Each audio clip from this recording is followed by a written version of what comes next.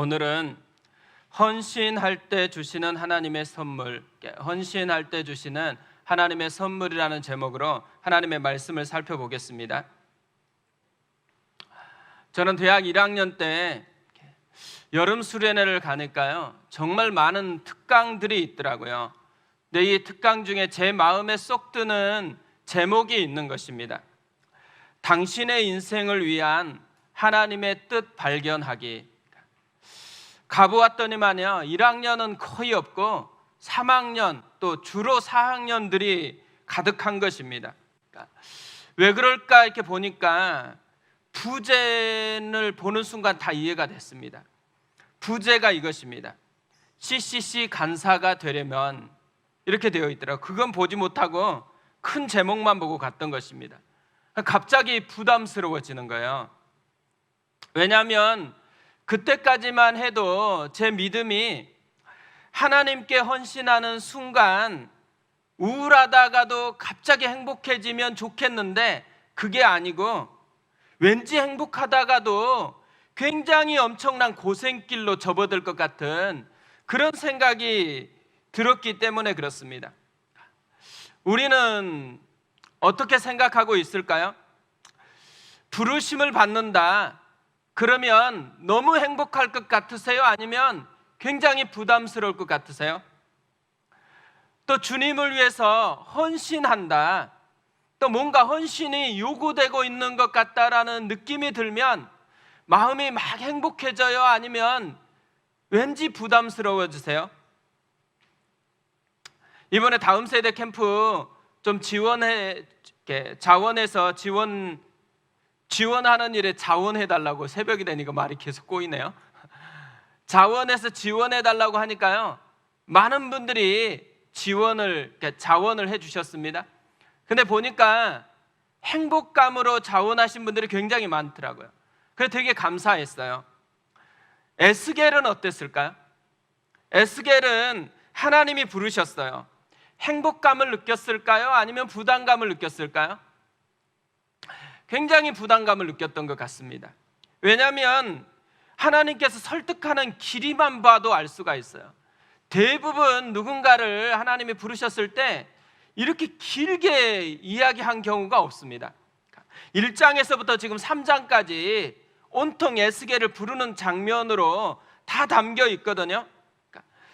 이야기가 많다라는 것은 그만큼 설득할 것이 많았고 그만큼 부담스러워했다라는 것을 우리에게 알려주는 것이죠. 하나님께서 나와 함께 꿈을 꾸자고 부르신 거잖아요. 근데 왜 이렇게 에스겔은 부담스러워할까요?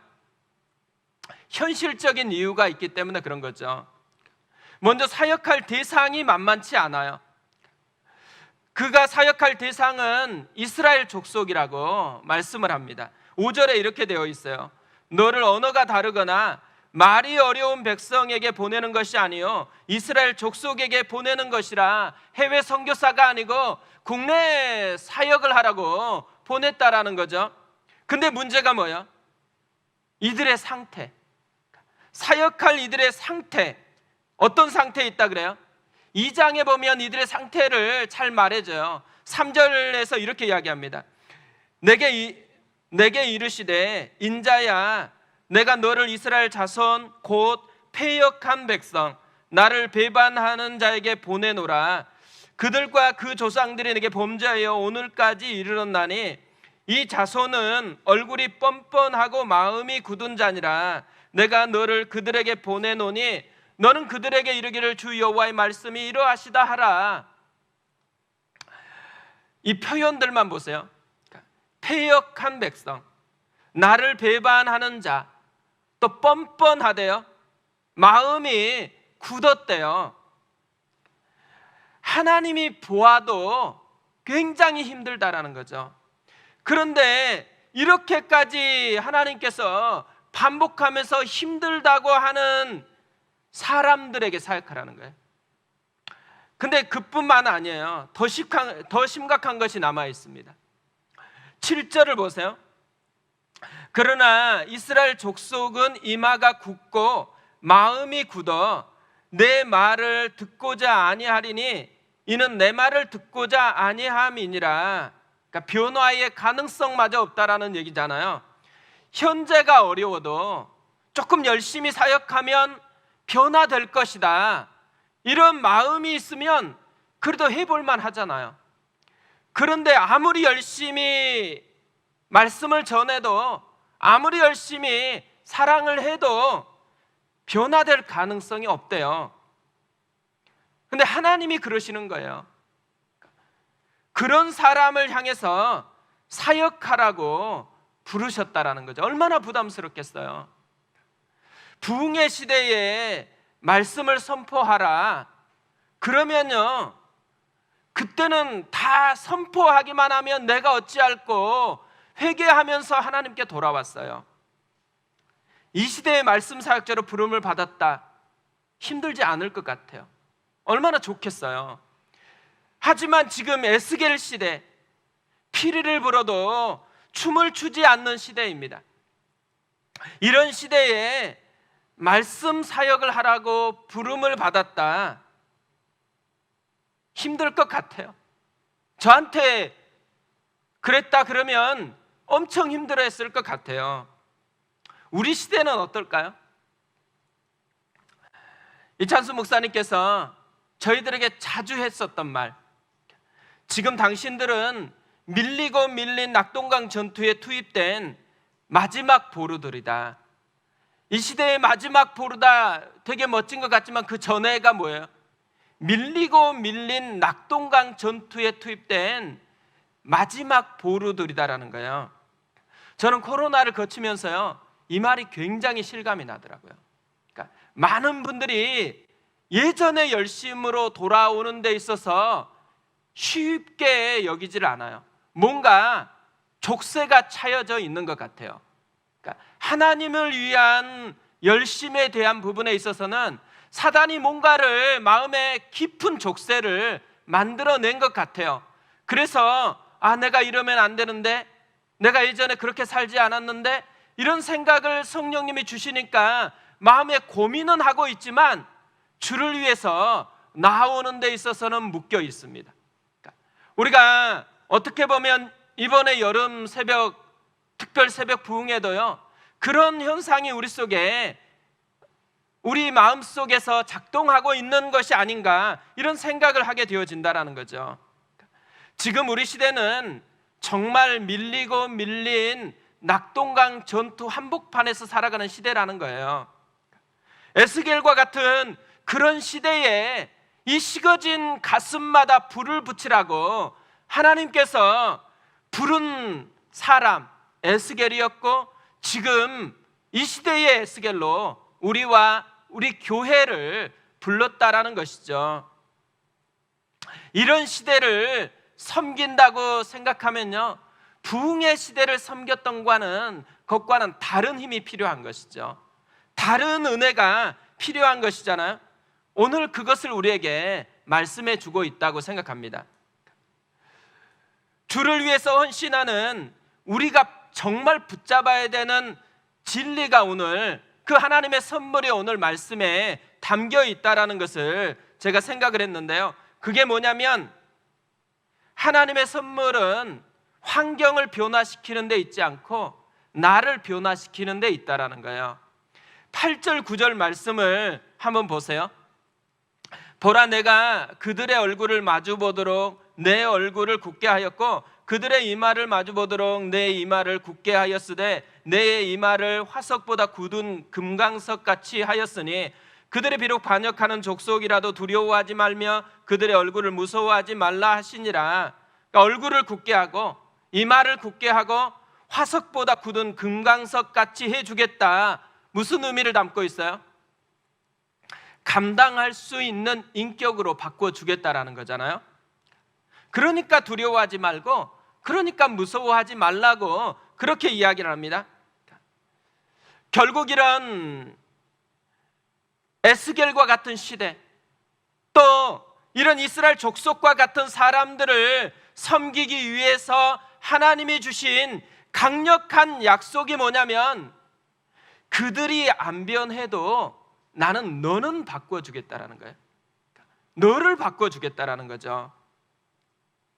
저는 이게 굉장히 중요하다고 생각합니다. 사실 에스겔서 말씀을 준비하면서요, 이 말씀은 저한테 주시는 말씀이라는 생각을 되게 많이 했어요. 그러니까 이번 주간에 이렇게 쭉 준비하면서 묵상하면서 이거는 정말 나한테 해당하는 그런 말씀이구나, 이런 생각을 참 많이 했습니다.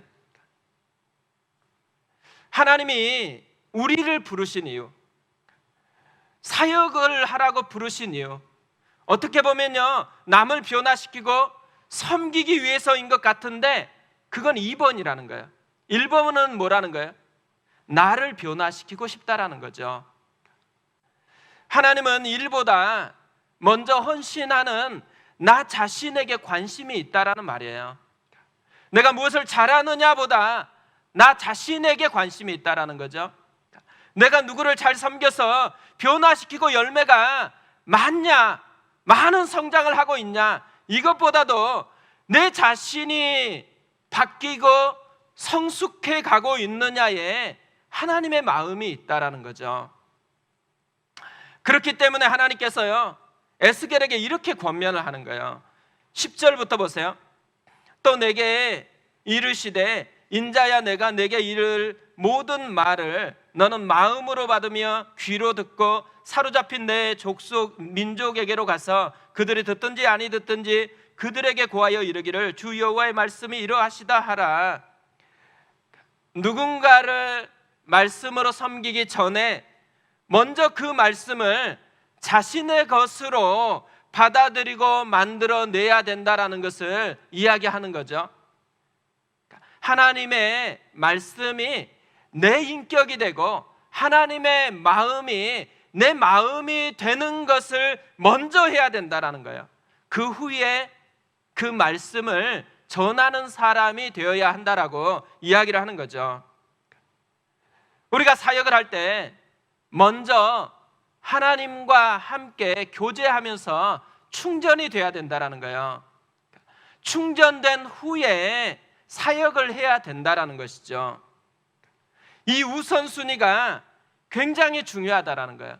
근데 우리가 사역하다 보면 지치잖아요. 왜 지칠까요?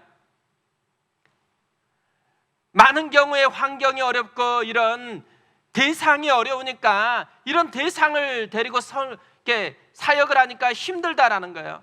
말도 안 듣고. 그런데 하나님의 진단은 뭐예요? 우선순위가 잘못됐기 때문에 힘들다라는 거예요. 양육할 때도 비슷한 것 같아요. 자녀를 양육하다 보면 지치잖아요. 근데 그렇게 사랑스러운 아이들을 양육하는데 왜 지칠까요? 많은 이유가 물론 있겠죠. 그런데 진짜 중요한 이유 한 가지는 우선순위가 잘못됐기 때문이라는 거예요. 양육할 때 대부분의 관심이요, 아이들을 변화시키는데 관심을 두는 거예요.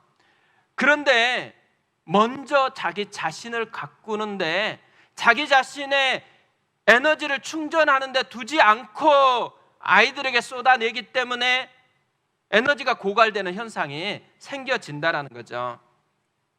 비행기를 타보면요, 승무원들이 안전교육을 하잖아요. 그때마다 하는 말이 있습니다. 이렇게 얘기를 해요. 위기 상황이 생기면 산소 마스크가 내려옵니다. 산소 마스크를 당신이 먼저 착용하기 전에는 다른 사람을 도우려 하지 마십시오. 어린 자녀의 마스크 착용이 걱정되더라도 그들을 돕기 전에 먼저 당신이 착용하십시오. 먼저 우리가 산소 공급을 안 받으면 남도 도울 수 없다라는 것을 이야기하고 있는 것이잖아요. 우리는 세상으로부터 하나님의 백성으로 부름받은 사람들이에요. 또 우리는 세상에서 예수의 증인이 되라고 보냄받은 사람들입니다. 그러다 보니까 자꾸만 우리의 관심이 어디에 많이 쏠리냐면 잘하는 데 쏠리는 것 같아요. 어떻게 하면 잘할 수 있을까? 하지만 하나님의 관심은 어디 있다라는 거예요? 우리 영혼에 있다라는 거예요. 세상을 섬기기 전에 우리 자신을 먼저 빚어내고 싶어 하시는 거예요. 우리와 함께 하고 싶고 우리 속에 하나님의 은혜가 무엇인지를 맛보게 해주고 싶은 거, 이게 하나님의 관심사라는 거죠. 그러니까 우리에게 뭘 요구하는 거예요? 우선순위를 점검해야 된다라는 거죠. 먼저 하나님과 함께하는 시간을 갖고 그 다음에 내가 섬길 것에 대해서 나아가는 영적인 우선순위를 바로 하지 않으면 안 된다라는 거예요. 그렇게 하지 않으면 고갈이 되어지는 거죠. 주님은 자신을 영생하도록 솟아나는 샘물이 될 것이라고 약속을 했습니다. 영생하도록 솟아나는 샘물을 언제 누리겠어요? 우선순위가 세워져 있을 때, 하나님과 먼저 사귀는 것이 있고 그 다음에 주님이 주시는 그 힘으로 섬길 때 메마르지 않는 삶을 살게 되어진다라는 거죠. 어떻게 보면 에스겔은요, 정말 메마를 수밖에 없는 환경에 놓여 있잖아요. 그런데 에스겔의 이후의 삶을 보면 그렇게 메마른 것 같지는 않아요. 끊임없이 새로운 샘, 솟아나는 샘물로 사역하는 것 같습니다. 그 힘이 오늘 부르시면서 하나님이 약속한 이 진리를 붙드는 게 있었다라는 거죠. 여름입니다. 여름에 휴가도 가고 충전하려고 하고 다 그렇게 하고 있잖아요. 영적으로도 그래야 된다는 거예요. 영적으로도 쉼을 갖고 영적으로도 하나님과 깊이 사귐을 갖고 영적으로도 채움을 받은 다음에 다시 달려갈 힘을 얻어서 섬기는 사람이 되어지는 것, 우리가 그랬으면 좋겠습니다. 또 우리 교회가 지금 이때가 영적으로 주님 앞에 서서 충전을 받을 때라고 생각합니다. 그래서 하나님 앞에서 쉼을 얻는 그런 시간이 되어졌으면 좋겠습니다. 우리 그 마음으로 함께 기도하겠습니다. 이 시간에는 나 자신을 위해서, 자꾸만 우리가 뭔가 일에 관심이 많잖아요. 잘해야 되겠다라는 부담을 많이 갖잖아요. 근데 하나님은 우리에게 관심이 있어요. 하나님이 나를 보는 것처럼 나도 나를 볼 수 있도록 하나님 도와주시옵소서. 우리가 이 시대의 마지막 보루로 하나님이 불러주셨습니다. 하나님, 내가 이 마지막 보루로 합당한 삶을 살 수 있도록 우선순위가 선명하게 도와주시옵소서. 오늘 이 새벽이 나를 만지시는 하나님을 경험하기를 원합니다. 하나님, 내 영혼을 깊이 어루만져 주시고 메마르고 지쳐있고 하나하나 가운데 주의 은혜를 영생하도록 솟아나는 샘물을 맛보는 시간 되게 도와주시옵소서. 우리 같이 한번 기도하겠습니다.